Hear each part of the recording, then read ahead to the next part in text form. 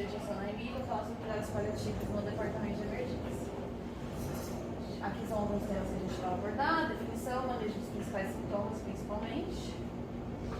A definição de paliar vem do latim, quer dizer proteger, o que é muito condizente com a forma de cuidado, que é o cuidado paliativo, que é um cuidado multidisciplinar que protege o paciente e a dignidade da vida dele, minimizando todo tipo de sintoma globalmente.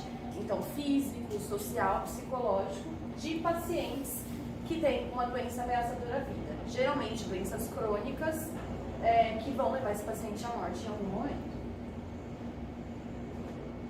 Por que é importante falar disso no departamento de emergência? A gente está falando de pacientes com doenças, na maioria das vezes, crônicas, né? Porque a população está envelhecendo, então as doenças crônicas chegam mais no departamento de emergência através de crises agudas. E, infelizmente, a maioria dos pacientes e suas famílias chegam no departamento de emergência com nenhum conceito pré-estabelecido sobre o que são cuidados paliativos. Por uma escassez mesmo de acesso a esse tipo de cuidado, ou por um despreparo da equipe que acompanha esse paciente, que infelizmente é a realidade que a gente acaba vendo no departamento de emergência. Então, vai ser função do emergencista identificar quais são esses pacientes, abordar eles e a família e estabelecer um plano de cuidado. Lembrando que é multidisciplinar, né? E como que é feita essa decisão? Tem vários pilares, tem vários screenings, vários scores que a gente pode usar, mas os principais pilares são uma comunicação empática, aí com a família, com o paciente, quando possível, né? E com a equipe multi.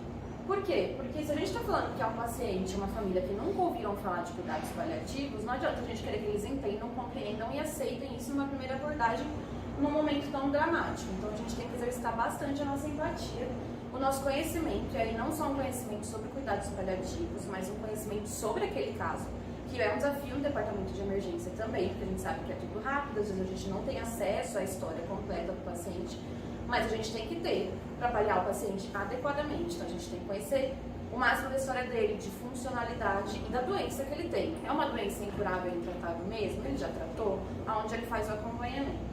Para daí sim a gente planejar esse trabalho em equipe e reavaliando o paciente constantemente, porque a demanda de um dia é diferente da demanda do outro. Como que é feito esse screening? Existem algumas tabelas, mas basicamente a gente inconscientemente acaba fazendo uma pergunta inicial, que é se a gente se surpreenderia se esse paciente morresse nos próximos dias, semanas, meses, mas extrapolando para a nossa realidade nessa internação. Se a gente não se surpreenderia, e a gente sabe que esse paciente tem uma doença grave, potencialmente incurável, se é um paciente que volta sempre no departamento de emergência por crises agudas, não tem um bom controle de sintomas, não tem uma boa funcionalidade, muito provavelmente é um paciente que vai se beneficiar do cuidado paliativo. Aqui tem um exemplo de uma dessas escalas que a gente usa, que aborda mais ou menos o que eu falei: funcionalidade, comorbidades, doenças de base e algumas situações mais específicas, como o número de hospitalizações e internações. Aqui umas tabelas de funcionalidade, as que a gente costuma mais usar aqui no nosso serviço, mas tem várias outras, eu só trouxe para dar um exemplo mesmo de algumas ferramentas que podem ajudar. E finalmente o manejo dos sintomas, né?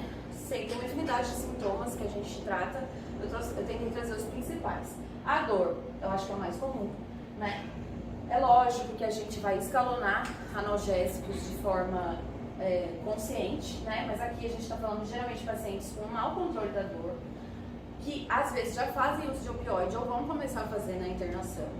A codeína, o tramadol, a morfina e a metadona são os que a gente tem mais de acesso mais fácil, mas a morfina é o que a gente acaba usando mais, porque tem uma titulação um pouco mais fácil, ela ajuda na dispneia também, que é um dos sintomas que eu vou falar, porém ela tem um risco alto de intoxicação, então a gente tem que ficar atento a isso, principalmente porque a gente está falando de pacientes mais frágeis, idosos com alguma disfunção.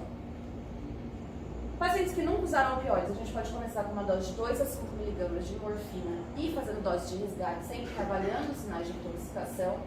Lembrar que se é um paciente que já faz uso crônico de morfina, a gente pode começar com a dose com 5% da dose diária que ele já usa, ou se é um paciente mais frágil, renal crônico e hepatopata, com 1 mg e reavaliando sempre sinais de intoxicação, lembrando que o antídoto é o naloxona. Lembrar de prescrever laxativos e antieméticos conforme a necessidade do paciente. A ketamina pode ser usada, geralmente em dose subanestésica, pode ser usada sozinha ou como adjuvante para poupar opioide. Começa com dose mais baixa e vai titulando.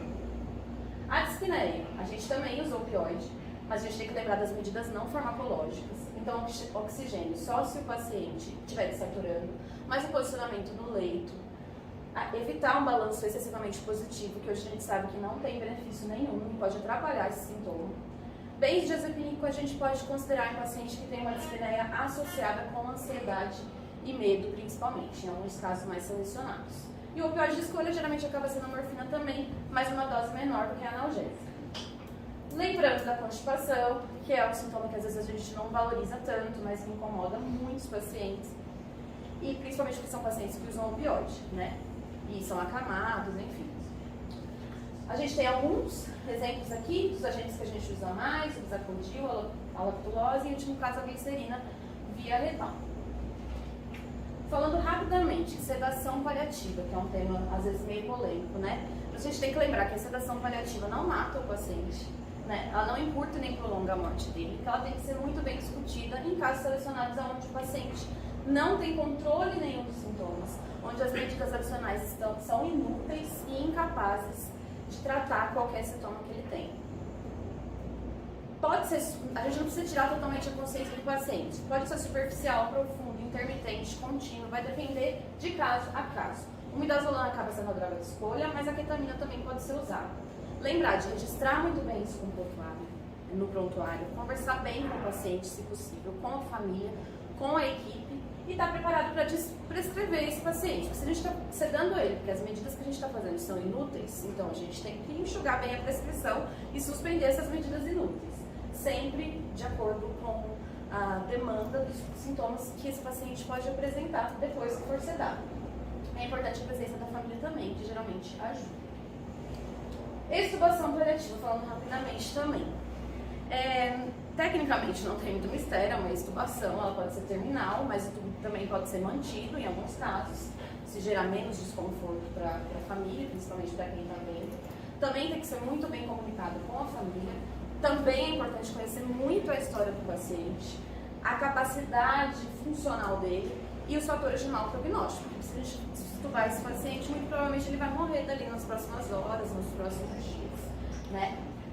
Não adianta só extubar, a gente tem que estar preparado para tratar os sintomas que vão aparecer depois da extubação. Então não pode ser uma coisa feita assim rapidamente. Isso tem que ser discutido e preparado com a equipe para tratar dor, dispneia e agitação que podem aparecer depois da extubação, porque senão vai entubar o paciente de novo e isso pode ser meio desesperador se a equipe não estiver bem preparada para lidar com isso. Lembrar de registrar muito bem o prontuário e conversar muito bem com a família para ela acompanhar esse momento, se for o desejo dela e do paciente. Bom, tentei falar um pouquinho dos temas principais, é muito vasto, então, obrigada. Excelente.